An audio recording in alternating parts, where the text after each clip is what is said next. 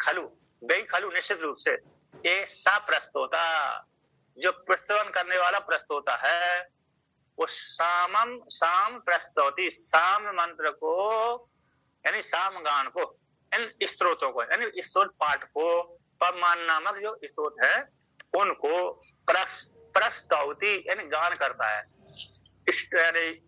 स्तु जो धातु है, स्तु धातु शब्द अर्थ में और स्तुति अर्थ में, स्तुत धातु स्तुति अर्थ में, तो स्तु एंड स्तुति करने अर्थ में।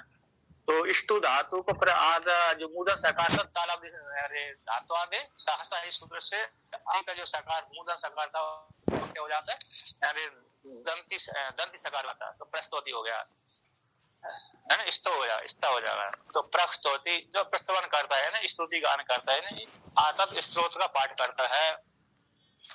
तो जिस काल में प्रस्तोता प्रस्तवन करता है, स्त्रोत का पाठ करता है, पवमान नामक स्त्रोत का पाठ कर रहा है।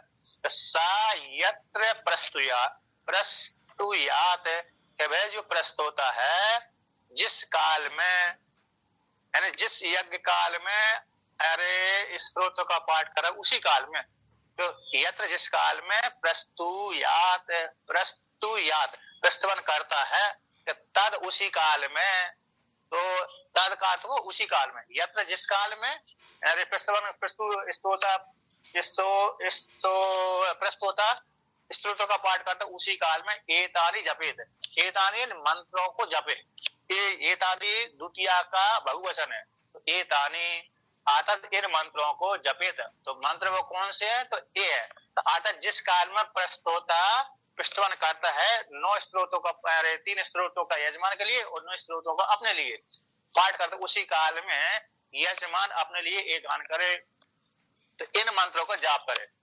तो कहते हैं असतो मां सदगमया, है ना, ये मंत्र का जाप करे। पहला मंत्र हो गया जप, तमसो मां ज्योतिर्गमया, मृत्युर्मा अमृतम गमया, ये 3 मंत्र हो गया।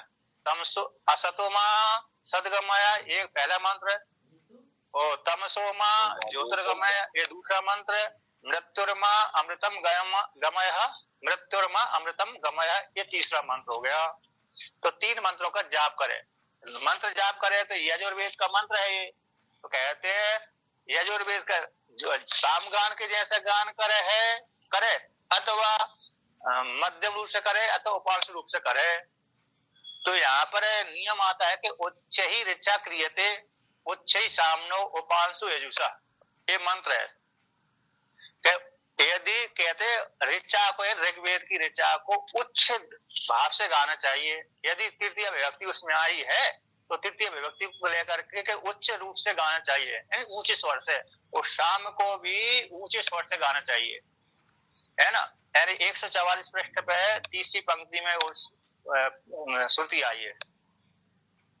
तो कहते हैं सामनो अरे यत्र स्वरो विवक्षित तत्र तृतीया निर्देशो दृश्यते, जहां पर स्वर की विवक्षा की जाती वहां पर तृतीया का निर्देश किया जाता है, तृतीय विभक्ति के द्वारा निर्देश होता है, ऐसा देखा जाता है। तो कैसे देखा जाता है कि उच्च ही ऋचा क्रियते, उच्च ही सामनः उपांशु यजुषा, कहते हैं उच्च प्रकार से ऊंचे स्वर से ऋचा का गान करना चाहिए, ऊंचे स्वर से साम का गान करना चाहिए, किंतु यजुर्वेद के मंत्रों को उपांशु यजुषा, यजुर्वेद के मंत्रों को उपांशु रूप से गान करना चाहिए। उपांशु, तो उपांशु का अर्थ होता है ओष्ठ तो हिलते रहते हैं लेकिन दूसरे वाले सामने पास में बैठने वाले व्यक्ति को सुनाई नहीं पड़ता है।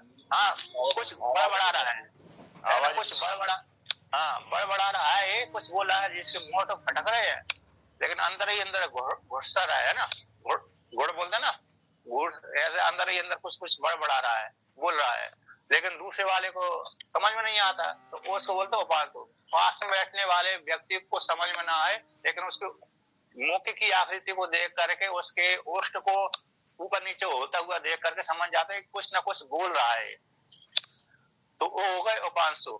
और वाचक व्याकरी तो हम बोल ही रहे है ना, सामने जो सुनाई दूसरे को सुनाई पड़ती है। और मानसिक हो गया अर्थात ना तो ओष्ठ चल रहा है ना वाचिक चल रहा है, तो मानसिक मन से ही चल रही है, मनोराज्य हो गया, समझ में नहीं आता कि ये सो रहा है कह रहे कुछ कर रहा है, अथवा आंख बंद करके मनोराज कर रहा है तो जान लेता व्यक्ति सो ही रहा है कि नहीं?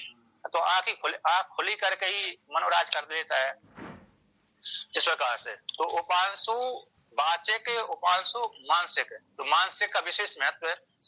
तो यहाँ पर कहते हैं यजुर्वेद की जो मंत्र तृतीया के द्वारा यदि निर्देश नहीं है तो उपांश रूप से गान करना चाहिए। तो सामान्य रूप से मंत्र का जाप करें उपांश रूप से, क्योंकि यहाँ पर द्वितीया, यहाँ पर मंत्रों को कैसा द्वितीया के द्वारा निर्देश किया गया है, तृतीया के द्वारा निर्देश नहीं किया गया। तो असतो मां सदगमय, तमसो मां ज्योतिर्गमय, मृत्युर्मा अमृतम गमय, ये 3 मंत्र हैं। इसको जाप कर है यजमान कि मुझको असत से सत की ओर ले चलिए, मां में मुझको असत से सदगमय, सत की ओर ले चलिए। ये सामान्य अर्थ हो गया। विशेष अर्थ श्रुति करेगी स्वयं। तमसो मां ज्योतिर्गमय, जो अज्ञान रूप तम है ना, और स्वाभाविक जो असत है, वे असत रूप जो मृत्यु है, उससे मेरे को सत ज्योति की ओर ले चलिए, परमात्मा की ओर ले चलिए, यानी यथार्थ के लिए ले चलिए। तमसो यानी अज्ञान रूप मृत्यु है, उस मृत्यु से मेरे को हटा करके, मामेन मुझको हटा करके, ज्योतिर्गमया, सूर्य रूप जो ज्योति है, प्रकाश रूप जो ज्योति है, आत्म रूप जो ज्योति है, उस ज्योति को ले चलिए, गमय ले चलिए। और कहते हैं इन दोनों का अर्थ समान, इन दोनों का ही अर्थ तीसरा मंत्र है, दोनों का मिलित अर्थ। मृत्युर्मा अमृतम गमया, मृत्यु से, तम को भी मृत्यु बोलते हैं, असत भी मृत्यु बोलते हैं, है ना। असत शब्द का भी अर्थ हो गया मृत्यु, और तम शब्द का भी अर्थ हो गया मृत्यु। तो मृत्यु से मां यानी मां मुझको अमृतम गमय, अमृत भाव को प्राप्त करा दे, ले चलिए। तो स्वाभाविक जो मृत्यु है अज्ञान कर्म वाली, है ना, अब अज्ञान को लेकर के अशास्त्रीय कर्म करता है, अशास्त्रीय जो कर्म कर रहा है वही मृत्यु है, वही असत है, तम है। ऐसी अशास्त्रीय जो कर्म से हटा करके दैविक वैदिक कर्म की ओर ले चलिए, है ना। परिच्छिन्न भाव से हटा करके अपरिच्छिन्न भाव को वो ले चलिए। तो यहाँ पर आप कहते हैं कि सा यद आहा, कह जो मंत्र है ना, जो मंत्र 3 मंत्र कहे गए हैं, असतो मां सदगमय, तमसो मां ज्योतिर्गमय, मृत्युर्मा अमृतम गमय, ये जो 3 मंत्र गए, इन 3 मंत्रों का अर्थ है, कहते हैं गूढ़ रहस्य छुपा हुआ रहता है। तो जब छुपा हुआ रहता है तो उसका मंत्र कौन करता है, कि व्याख्यान कौन करता है, ब्राह्मण भाग उसका मंत्रों का व्याख्यान करता है। तो श्रुति स्वयं ब्राह्मण के रूप में व्याख्यान कर रही है, क्योंकि मंत्रों का अर्थ छुपा रहता है। तो छुपे रहने के लिए जब तक ब्राह्मण नहीं आएगा उस मंत्रों का स्पष्ट अर्थ समझ में नहीं आएगा, इसलिए ब्राह्मण ही इन मंत्रों का व्याख्यान करता है। तो यहाँ पर श्रुति रूप जो ब्राह्मण है ना, संहिता भाग और ब्राह्मण भाग, तो ब्राह्मण का अर्थ है उसी मंत्रों का व्याख्यान। तो जैसे ईशावास्योपनिषद संहिता भाग है, मंत्र भाग है। ईशावास्योपनिषद 12 मंत्र है ना, 18 मंत्र है। तो ईशावास्योपनिषद में जो 18 मंत्र हैं वो संहिता भाग कहलाते हैं, श्लोकबद्ध रहते हैं प्राय करके, और संक्षिप्त से रहते हैं। अब उन्हीं का व्याख्यान बृहदारण्यक जो मंत्र भाग है, ब्राह्मण भाग है। ईशावास्योपनिषद का ही व्याख्यान कौन है, ये बृहदारण्यक है, क्योंकि वहां पर तो संक्षेप से वर्णन कर दिया। ईशावास्यमिदं सर्वम यत्किंच जगत्याम जगत्याम तिक्तेन भुजिता मां गर्दा कस्यदिनम, इस मंत्र के द्वारा ज्ञान कांड का प्रतिपादन कर दिया, है ना। अब फिर कर्म का प्रतिपादन कौन से मंत्र के द्वारा कर दिया, कुर्बन ने बेहा कर्माणि जिजी विशेषतम समा एवं प्रीणान तेस्तोस्ति न कर्म लिप्यते नरे, इस मंत्र के द्वारा पूरा कर्मकांड का प्रतिपादन कर दिया, है ना।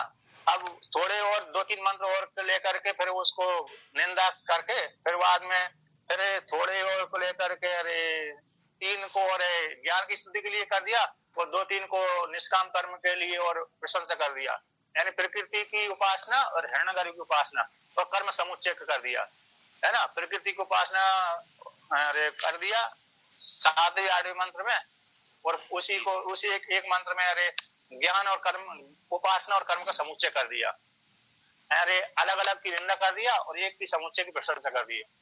तो वहां पर तो संक्षेप से बृहदारण्यक में ईशावास्योपनिषद में कहा गया मंत्र भाग के द्वारा, तो किंतु ब्राह्मण भाग ने उसी का व्याख्यान किया, तो विस्तार पूर्वक यहाँ पर अरण्य के रूप में प्रतिपादन कर दिया। तो इसी प्रकार से ये 3 जो मंत्र आए हैं, असतो मां सदगमय, तमसो मां ज्योतिर्गमय, मृत्युर्मा अमृतम गमय, इसका व्याख्यान स्वयं ब्राह्मण करता है। असतो मां सदगमय इति, है ना। तो अब यहाँ पर वर्णन करते हैं सा मंत्र, सा शब्द का अर्थ है वो मंत्र है कि मंत्र यद आहा, यद जो उक्तवान, यद जो मंत्र को जो कहा गया है, आहा जो आहा शब्द है, यद यानी यद जो मंत्र कहा गया है, उस मंत्र का जो कहा गया है उसका क्या अर्थ है, ये प्रश्न बन गए। जो 3 मंत्रों को श्रुति ने बोला है ना, तो उसका अर्थ यानी उसका तात्पर्य क्या है, अर्थ क्या है, ऐसी इच्छा हो जाने पर कहते हैं तो श्रुति स्वयं ही ब्राह्मण उस मंत्र का व्याख्यान करता है। तो क्या कहता है, ऐसा तो मां सदगमय इति, ये पूरा प्रतीक ले लिया ब्राह्मण ने, इस मंत्र का पूरे का प्रतीक ले लिया।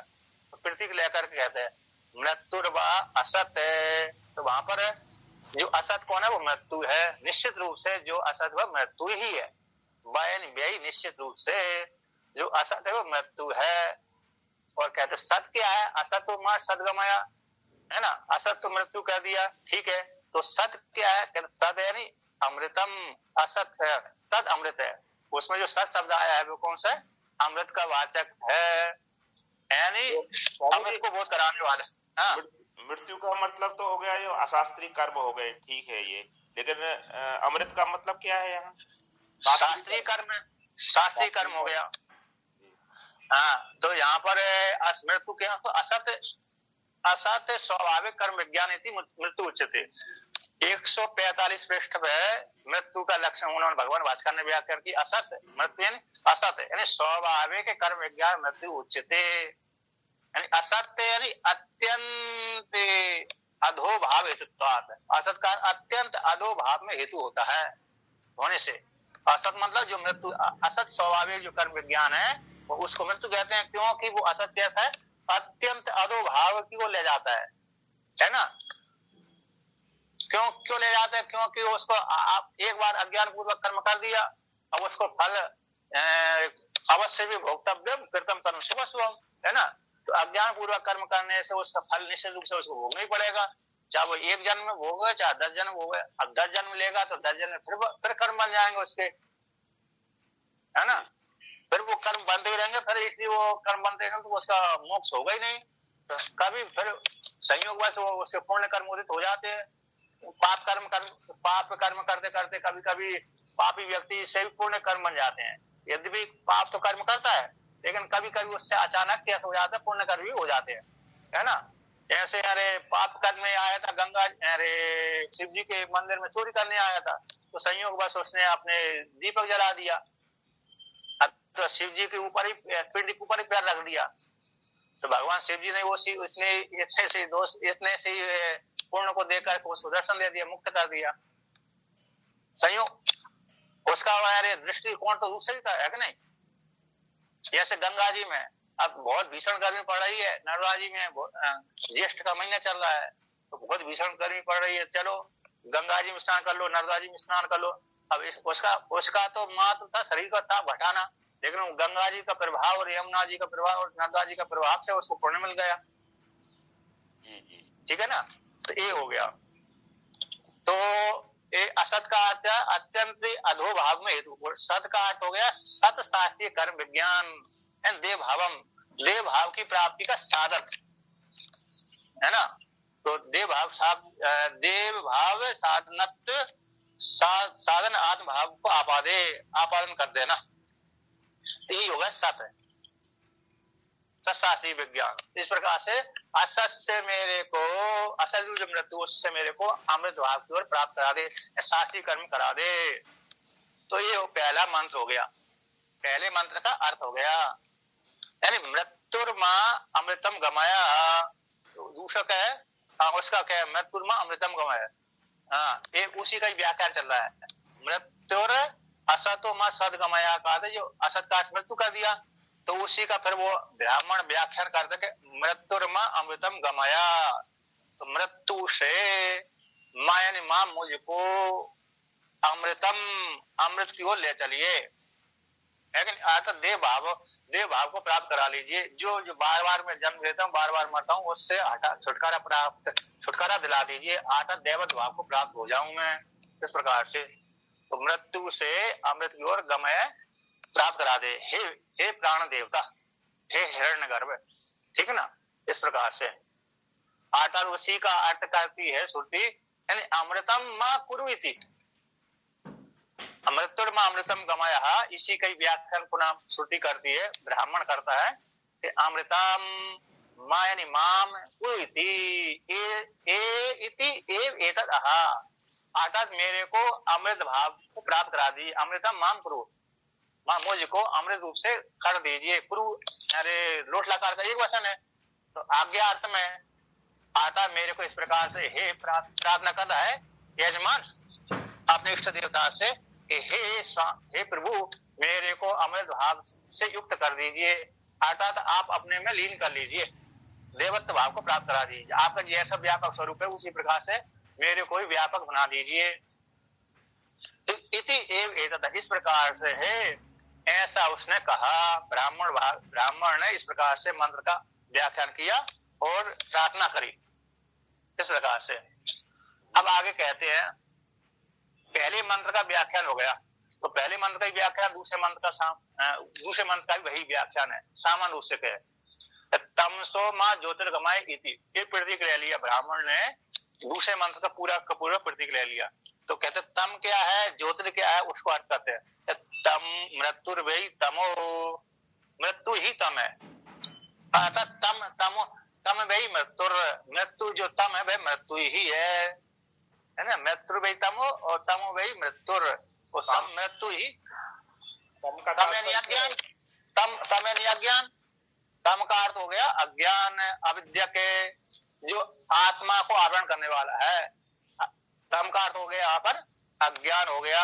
अज्ञान कौन से, आत्मा को आवरण करने वाला होने से, इसी वो अज्ञान जो आत्मा का आवरण करता है, इसी वो मरण का हेतु है अज्ञान, अर्थात बार बार जन्म की प्राप्ति में हेतु बनता है।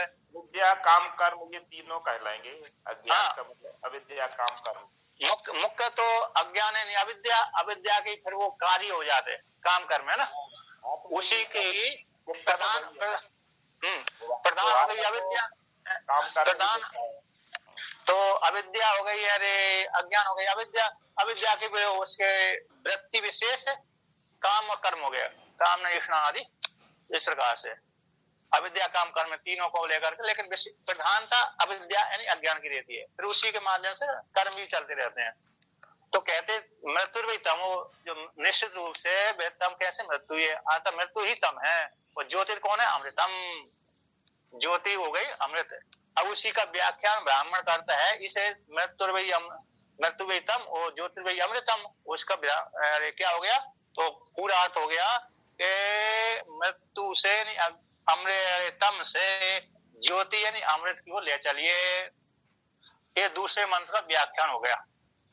अब तीसरे मंत्र को लेते हैं, तो तीसरा मंत्र था मृत्युर्मा अमृतम गमाया इति, मृत्युर्मा अमृतम गमाया, ये तीसरा मंत्र है, उसी का श्रुति उठा लेती है पूरा प्रति, मृत्युर्मा अमृतम गमाया, मृत्यु से मायन मुझको अमृतम गमाया, अमृत की ओर ले चलिए,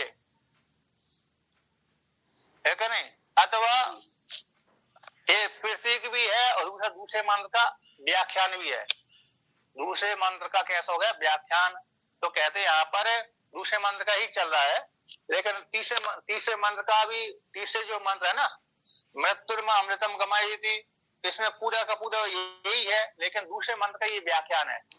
कहते मृत्यु से आता दूसरे मंत्र का व्याख्यान कौन है, तमसो मां ज्योतिर्गमय, तो तम का अर्थ किया था अरे मृत्यु और ज्योति का अर्थ किया था अरे अमृतम, उसी का अब व्याख्यान ब्राह्मण व्याख्यान कर देता है, तो मृत्यु से मान मुझको अमृतम गमाया, आता उसका फिर तात्पर्य निकालता कि अमृतम माम कुरुइति, आता मुझको हे प्राण देवता मुझको अमृत रूप से देवत्व भाव से प्राप्त करा दीजिए, देवत्व भाव से युक्त कर दीजिए। एव इति एतदः, इस प्रकार से उसने प्रार्थना करी। किसने प्रार्थना करी, यजमान ने, है क्या नहीं। अब आगे कहते हैं, श्रुति कहती है, कहते तीसरे मंत्र का व्याख्यान क्या हो गया, तो तीसरे मंत्र का तीसरा मंत्र का कौन सा था, मृत्युर्मा अमृतम गमायति, है ना, तीसरे मंत्र है ये, और मृत्युर्मा अमृतम गमाया अमृतम महापुरु इति एव एतदः, ये दूसरे मंत्र का ही व्याख्यान है। कौन से मंत्र का व्याख्यान है वो? तमसोमा ज्योतिर्गमयति, इसी दूसरे मंत्र का ही व्याख्यान है। तो अब कहते हैं इस शब्द का अर्थ क्या हो गया? तो पहले शंका उठी थी सा यद आह, अरे पहले मंत्र का जब व्याख्यान किया था कि जो मंत्र है उस मंत्र का क्या अर्थ है, ऐसी जिज्ञासा हुई थी, है ना। तो उसी जिज्ञासा का ही व्याख्यान हो गया कि इति एतत् एह, कि इस मंत्र का ये अर्थ है। अर्थात कौन है? कि मृत्यु से अमृत की ओर ले चलिए, अर्थात मुझको अमृतमान आचार्य मुझको अमृत भाव से प्राप्त करा दीजिए, कर दीजिए, है ना। आप है नहीं तुम है नहीं आप है। कुरु मध्यम पुरुष का एक वचन है, तो एक वचन हो गया, तो कुरु तुम कर रही हो, तो तुम शब्द है प्रेम वाचक, तो भगवान को तुम करके ज्यादा बोलते, आप करके नहीं बोलते, है ना। ज्यादातर प्रयोग है वो तुम ही आता है। तुम्हें माता चा पिता तुम्हें, तुम्हें बंधु चा सखा तुम्हें। यद्यपि श्रेष्ठ व्यक्ति को आप कहना चाहिए सा, लेकिन वहां पर अत्यंत अधिक प्रेम हो जाने से वहां पर तुम करके बोला जाता है ना, अत्यंत रूप से। लेकिन उसका भावार्थ है वो आप ही होता है, भावार्थ आप मेरे को इस प्रकार से करा दीजिए, आप मेरे। लेकिन माता पिता प्रिय होने से आपकी जगह तुम उपयोग करते क्या समझिए? हाँ, अधिक प्रिय हो जाने से, नजदीकता से। नहीं तो ज्यादातर वो भगवान में ही आता है तुम कर ले। लेकिन जैसे हम अपने गुरु को बोलेंगे तो तुम करके नहीं बोल सकते ना, माता को तुम करके नहीं बोल सकते, पिता को तुम करके नहीं बोल सकते। वहां पर तो आप करके ही बोलना पड़ेगा, सा भगवान, सा माता, सा पिता, सा गुरु, है ना, ऐसे ही बोलना पड़ेगा। लेकिन तुम माता हो, तुम माता, तुम पिता, ऐसा नहीं बोल सकते। तो कैसे बोलेंगे? बोलते हैं कई जगह स्तुतियों में तू शब्द का सत्य बुद्धि तू, सिद्ध बुद्धि तू, सविता पावक तू। तो वहां पर वो अरे इष्ट देवता के लिए बोल रहे हैं ना, भगवान के लिए, भगवान के लिए है सिद्ध बुद्धि तू, भगवान। हाँ, मतलब हिंदी में प्रयोग कर दिया, तुमको हिंदी में तू कर दिया।